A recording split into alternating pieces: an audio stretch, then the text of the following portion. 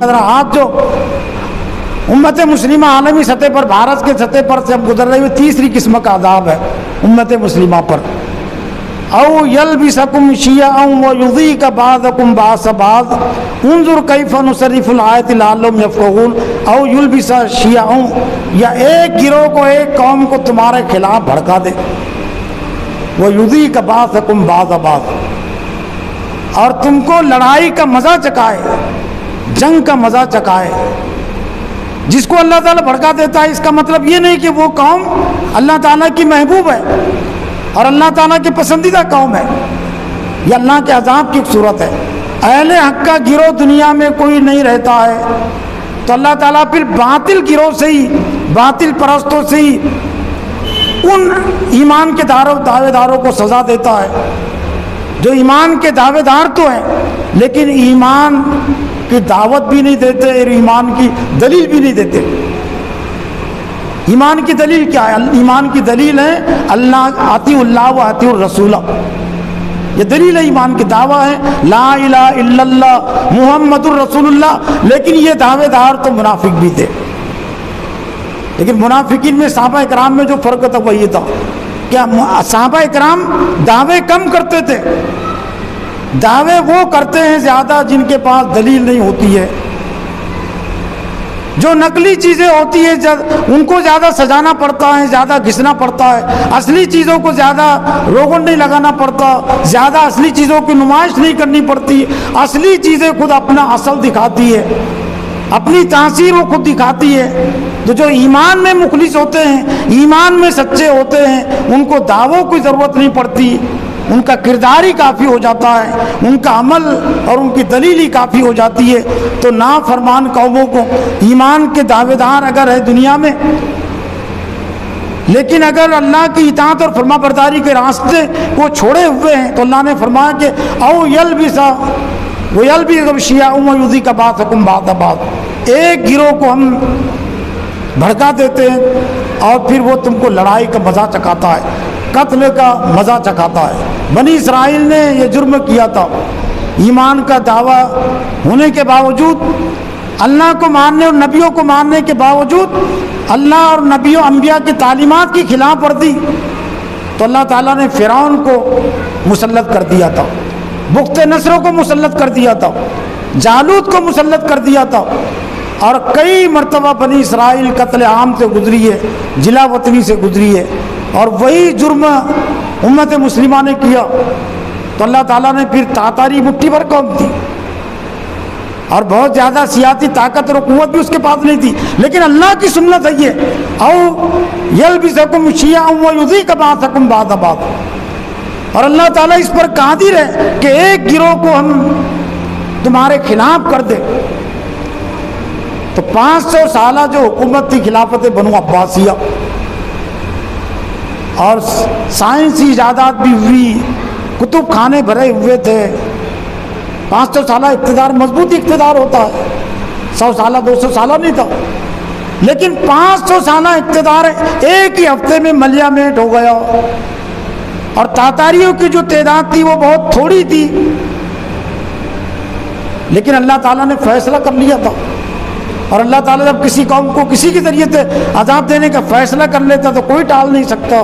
وہ سورہ رعد کی آیت نمبر 11 کا ایک ہی ٹکڑا پیش کیا جاتا ہے آدھا، اور اس کے متعلق جو اہم حصہ ہے وہ نظر انداز کر دیا جاتا ہے. جو ٹکڑا پیش کیا جاتا ہے ان اللہ لا یغیر ما بقوم حتی یغیروا ما بانفسہم، اتنا ہی پیش کیا جاتا ہے. یہ 20% آیت ہے. یہ اس سے پہلے 2 اہم باتیں، اس کا موقع نہیں، لیکن اس کے بعد جو 2 اہم باتیں ہیں اس کو صرف سن لیجیے. وَإِذَا، اللہ اس وقت تک کسی قوم کو حالت کو نہیں بدلتا جب تک کہ اپنے آپ کو نہ بدلے. لیکن اس کے متصل جو ابھی آیت ختم نہیں ہوئی آیت ہے ابھی، اور جب اللہ وَإِذَا أَرَادَ اللَّهُ بِقَوْمٍ سُوءًا فَلَا مَرَدَّ لَهُ، اور جب اللہ تعالیٰ کسی قوم کو ہلاک کرنے کا، عذاب دینے کا فیصلہ کر لیتا ہے، فَلَا مَرَدَّ لَهُ، تو کوئی طاقت اس کو ٹال نہیں سکتی. اور اس میں یہ مفہوم بھی ہے کہ امت مسلمہ اپنی نافرمانی کی روش کو اگر بدلنے کی کوشش نہ کرے، اپنے آپ کو جلدی نہ بدلے، تو اللہ تعالیٰ پھر اسی دنیا میں اس کو ہلاک کرنے کا، عذاب دینے کا فیصلہ کر لیتا ہے، اور جب اللہ تعالیٰ کا فیصلہ ہو جاتا ہے تو کوئی طاقت اور قوت آڑے نہیں آ سکتی، نہ قلعے بچا سکتے ہیں، نہ فوج بچا سکتی ہے، اور نہ لشکر بچا سکتا ہے۔ یہی جرم یہاں بر صغیر میں کیا امت مسلمہ نے۔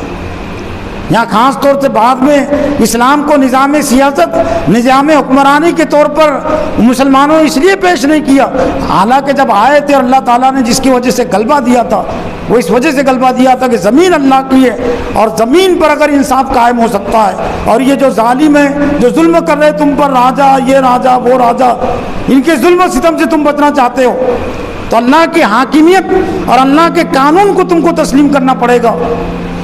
تو مسلمان تو بہت کم قومیں ہوئی تھی، افراد ہوئے تھے، لیکن اسلام کو انہوں نے سیاسی بالادستی کے طور پر قبول کر لیا تھا کہ ٹھیک ہے ہم کو منظور ہے، مسلمان ہم نہیں ہوتے، اللہ اور اس کے عقیدے کی حیثیت سے ہم قبول نہیں کرتے، لیکن اسلام کے جو نظام حکمرانی کے جو قانون ہیں ہم اس کو تسلیم کرتے ہیں۔ جب انہوں نے تسلیم کیا تھا اور مسلمانوں نے شد و مت کے ساتھ اس کی دعوت دی تھی تو اللہ تعالیٰ نے اسی بر صغیر میں مسلمانوں کو امام بنا دیا تھا، سربراہ بنا دیا تھا، اور ان کی سیاست کے جو مراکز تھے وہ قلعے اور یہ محل وہ تو بعد میں ہوئے، پہلے مسجدیں تھیں، اور جب تک مسجدیں مسلمانوں کے سیاسی مراکز تھے اور رہیں گے قیامت تک، تب تک ہی مسلمان سیاسی لحاظ سے غالب آ سکتے، غالب رہ سکتے۔ یہ طالبان کے بھی جو تھی وہ ان کے سیاسی مراکز محل نہیں ہے، آج بھی مساجد ہے۔ حماس کے بھی جو سیاسی مراکز ہے، حالانکہ بہت ساری مسجدیں منہدم ہوئی، شہید ہو گئی، لیکن جو کچھ ابھی ہے تو ان کے سیاست کے مراکز مسجدیں ہیں، جو اللہ کی عبادت کی جگہ بھی ہے، تعلیم و تربیت کی جگہ بھی ہے۔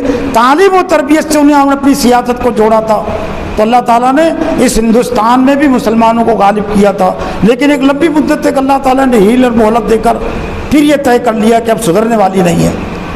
تو پھر اللہ تعالیٰ نے، اور پھر جس وجہ سے بعد میں لوگوں نے، بادشاہوں نے اس لیے اسلام کے نظامی حکمرانی کو پیش نہیں کیا کہ کہیں ہندو ہم سے ناراض نہ ہو جائے، برہمن ہم سے ناراض نہ ہو جائے، ان کو راضی اور خوش کرنے کے لیے اسلامی سیاست کی بات، قرآنی سیاست کی بات کرنا چھوڑ دیا۔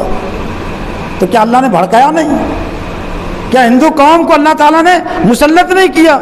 او یلبسکم شیعہ، یہ اللہ کی پالیسی کے مطابق 500 سال جو 700 سالہ نظام حکومت تھی وہ 5 دن میں ختم ہوئی، 5 دن میں 700 سالہ حکومت تھی نظام، لیکن 5 دن لگے صرف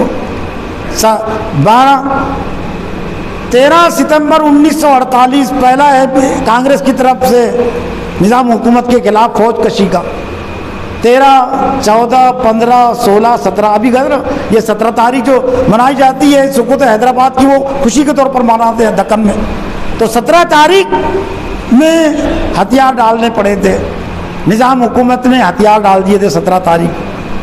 ایسا ہو سکتا ہے کیا؟ 700 سالہ حکومت ہے اور 5 دنوں میں، لیکن وہ اللہ کی بات، وَإِذَا أَرَادَ اللَّهُ بِقَوْمٍ سُوءًا فَلَا مَرَدَّ لَهُ، اور جب اللہ کسی قوم کو عذاب دینے کا، ہلاک کرنے کا، ناکام کرنے کا فیصلہ کر لیتا ہے، کوئی طاقت اور قوت اس کو ٹال نہیں سکتی، کوئی نہیں بچا سکا۔ اور آج بھی جو مسائل ہیں اس کا جو دوسرے طریقوں میں حل تلاش کیا جا رہا ہے تو اس میں کامیابی ملنے والی نہیں ہے، اسلام کے ساتھ کامیابی ہے۔